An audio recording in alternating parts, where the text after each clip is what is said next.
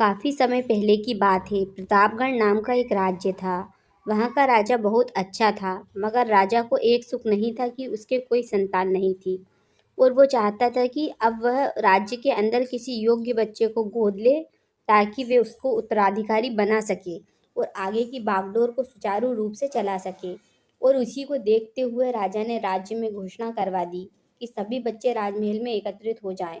ऐसा ही हुआ। राजा ने सभी बच्चों को पौधे लगाने के लिए भिन्न भिन्न प्रकार के बीज दिए और कहा कि अब हम 6 महीने बाद मिलेंगे और देखेंगे कि किसका पौधा सबसे अच्छा होगा। महीना बीत जाने के बाद भी एक बच्चा ऐसा था जिसके गमले में वे बीज अभी तक नहीं फटा था, लेकिन वे रोज उसकी देखभाल करता था और रोज पौधे को पानी देता था।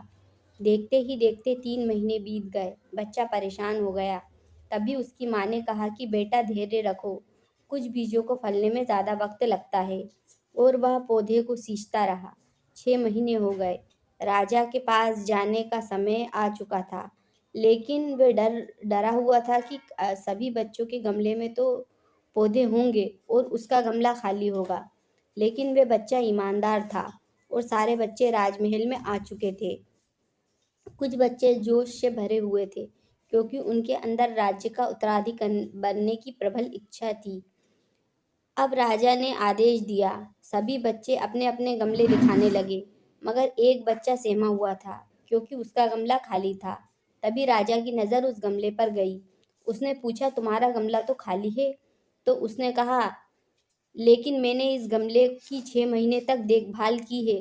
राजा उसकी ईमानदारी से खुश था कि उसका गमला खाली है, फिर भी वो हिम्मत करके यहाँ आ तो गया।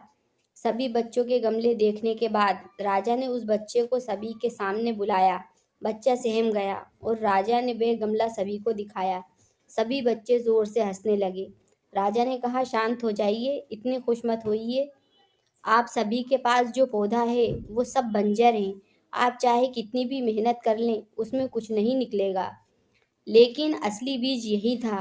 राजा उसकी ईमानदारी से बेहद खुश हुआ और उस बच्चे को राज्य का उत्तराधिकारी बना दिया। लेकिन हमें इस कहानी से क्या सीखने को मिलता है? मेरे हिसाब से अपने अंदर ईमानदारी का होना बहुत ज़रूरी है। अगर हम खुद के साथ ईमानदार हैं तो जीवन में किसी न किसी पड़ाव में हम सफल हो ही जाएंगे।